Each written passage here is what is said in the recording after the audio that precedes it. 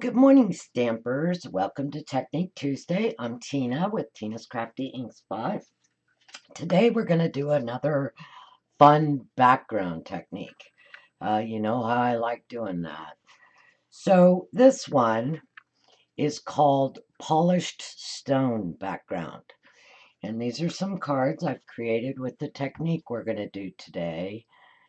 And just look at the colors. You can't really see it really well on film, I'm seeing. But there's even some gold veining through here. And I'm going to show you how to do that. And I took the pieces we created and, of course, made a couple fall cards because, oh my God, the holidays are coming up, right? Just can't get enough. I mean, you can even use it as a thank you card. So for today, we are going to create this fun background. And in the description, I will put the stamp set and die set that I used to create these cards and the supplies. And it's the Colorful Seasons stamp set. It comes with a coordinating set of dies. So I will have that listed below. And that's where we got our fall leaves. And I'm also going to show you that this technique can work in other than fall colors. I created this piece, which has got some silvers and blues, and I'm going to be creating cards making snowflakes or, you know, a winter scene type card. So let's just jump right in with the supplies we need. Let me move these aside because I'm sure to get ink all over them. I don't want to do that, so I'm going to set those aside. What you need for this technique is just some glossy cardstock.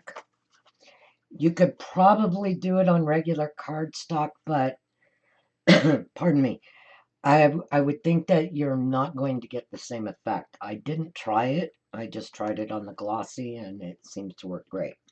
So you need some glossy cardstock. You also need, let me put the lid on this, just some regular household rubbing alcohol, some cotton balls, and some of your re-inkers. And what we're going to be using today for re-inkers is I'm going to use some crushed curry, just a touch of Cajun craze, some old olive, and a little bit of pumpkin pie. And then I also have my gold re-inker. This is the new gold metallic pads that are new in the holiday catalog, and I just have a re-inker. And that is all you need for this. So we're going to take one of our glossy cardstocks, set it here.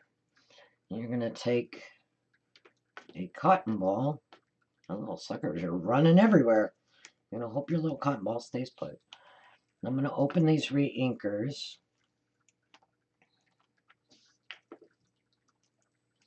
Now this is another one of those techniques where a little bit goes a long way. And you can do as much with this or as little as you want with this to get the effect you want.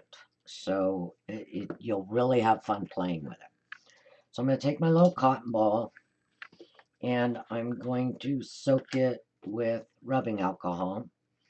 Get it, you know, fairly wet, pretty saturated. Oops, dripped a little bit on my paper there. And now just take your re-inkers and maybe 1 to 2 drops. Like this is the crushed curry, so I'm going to do 2 drops. The Cajun craze, you don't want it really prominent, so I'm just going to do 1 drop of that. I'm going to add a couple drops of the old olive. And this one is pumpkin pie, so I'm going to do a couple drops of that one. And then I'm just going to add a couple drops, this is thick, of the gold. This just adds a nice little thread of color through there and a shiny accent. You don't have to use it if you don't want to. And then you're just going to take your cotton ball and simply dab your paper.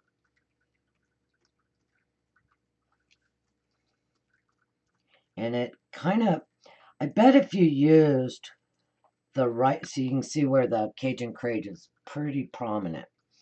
I bet if you use some browns doing this technique, you would get an effect that would look like a granite countertop.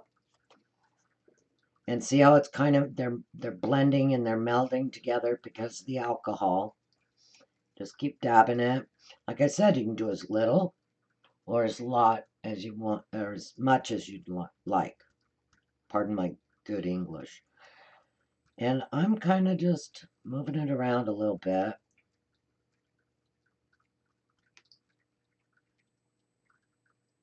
And then just let it dry.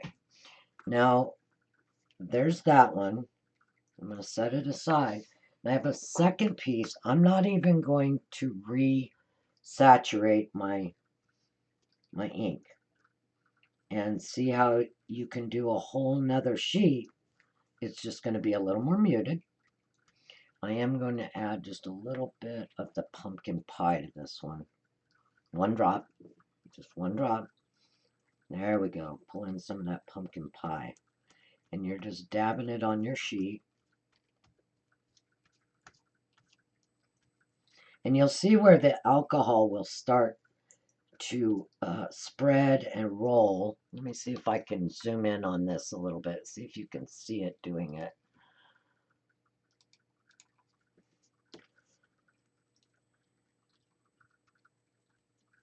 And it blends. It goes ahead and kind of blends together, and you can move it around a little bit. I mean, like most techniques, every time you do this, it's going to be different. So play with your colors. Move it around. Do as little or as much as you'd like. But look at those pretty fall colors. Isn't that neat? It's a fun technique. I myself haven't even done this one before.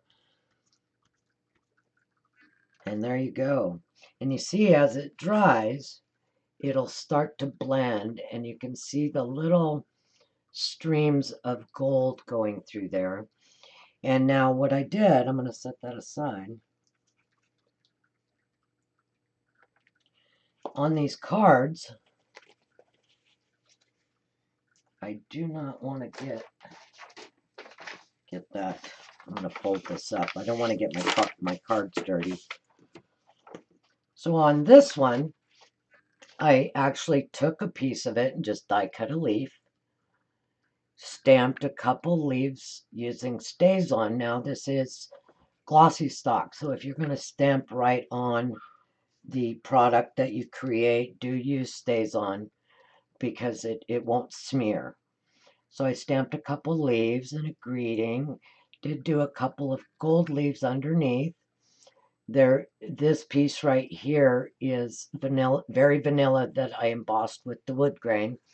Added a greeting and one of our leaf trinket embellishments.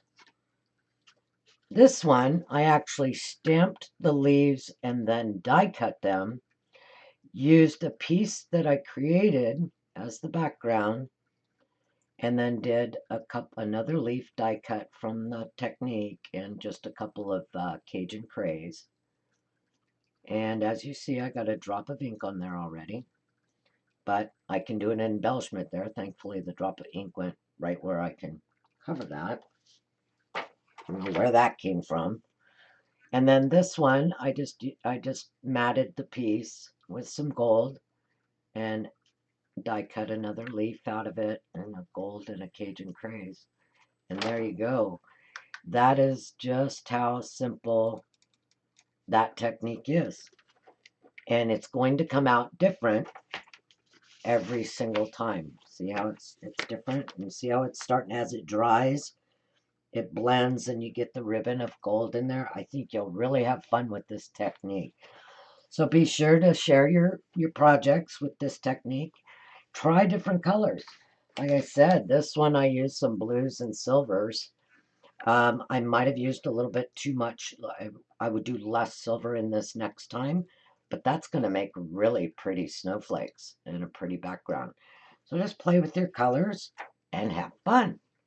Hope you enjoyed today's technique. Happy stamping!